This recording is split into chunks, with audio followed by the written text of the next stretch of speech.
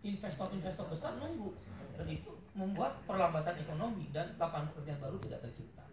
Memang harus diakui penutupan perusahaan Panasonic dan Toshiba ini, perusahaannya membayar kompensasi pesangonnya baik sekali, sangat luar biasa, itu harus diakui.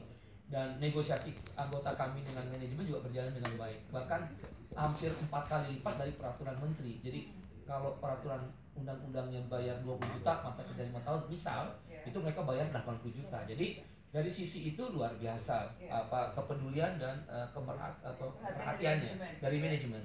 Tetapi bagi kita tidak berhenti di situ. Ini persoalan PHK. Setelah itu mau apa? Harusnya tugas negara, bukan lagi dibebankan pada pemerintah. Yang kita kritik besarnya kan pemerintah. Paket kebijakan ekonomi sampai jilid 9 itu diharapkan kan mencegah terjadi PHK, industri bisa berkembang, kemudian pertumbuhan ekonomi bisa tumbuh, tidak melambat, dan lapangan kerja baru terjadi. Faktanya tiba-tiba ditutup. Nah, tentang sebagian pihak yang mengatakan, bahkan Menteri Tenaga Kerja, Menteri Perindustrian dengan entengnya nggak ada yang tutup, nggak ada, harus turun ke lapangan, lihat di lapangan. Di Pasuruan memang dari September yang lalu sudah pengumuman tutup dan sudah selesai, dan baru Januari ini Serikat Buruh melaporkan pada kami ada 800 orang. Itu tempatnya di lokasi PIR, kawasan industri PIR. Masa Menteri sampai bilang tunjukkan pada kami lokasinya. Bapak ini Menteri Republik Indonesia atau Menteri Ethiopia gitu. Kalau Menteri Ethiopia boleh tanya gitu. Kemudian Menaker bilang nggak ada PHK. Kemudian di Bekasi kan dekat. Baru tadi Kemenaker mengutus stafnya. Saya bilang udah terlambat, orang udah di PHK. Tidak ada lagi upaya pemerintah yang bisa dilakukan untuk menyelamatkan dunia usaha. Panasonic dan Toshiba ini udah puluhan tahun loh beroperasi. Kontribusinya dahsyat. Dan mereka sangat menentukan, tidak ada satupun tindakan yang cepat, tidak ada reaksi yang cepat. Begitu entengnya, itu kita belum tahu, itu hanya pendapatnya, omongan pemimpin buruh atau pengamat. Ini sangat tidak ada kepekaan, sensitivitasnya nggak ada. Mereka tutup atau pindah?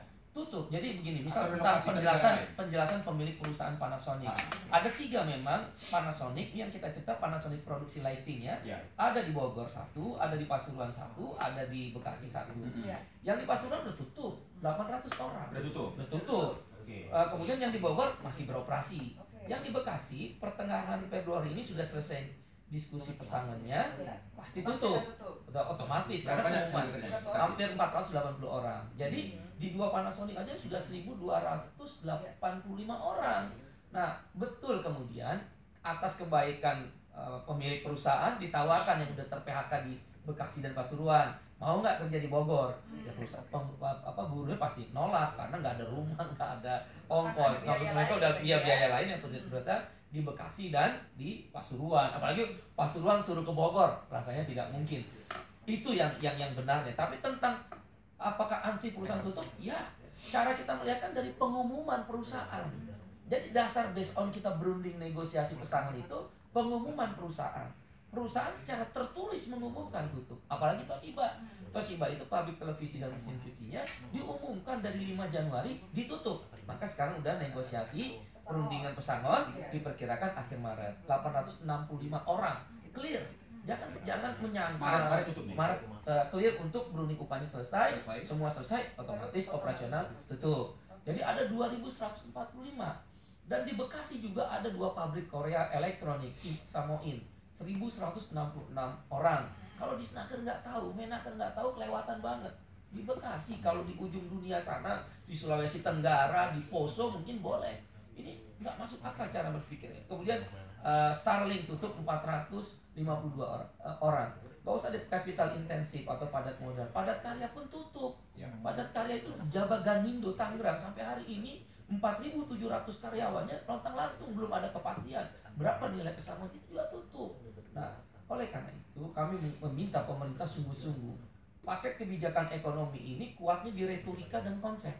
Konsepnya kuat, retorikanya kuat, menteri sampai ke bawah, implementasi dan pengawasannya lemah. Itulah yang kemudian paket kebijakan ekonomi ini tanda petik semi gagal. Gitu.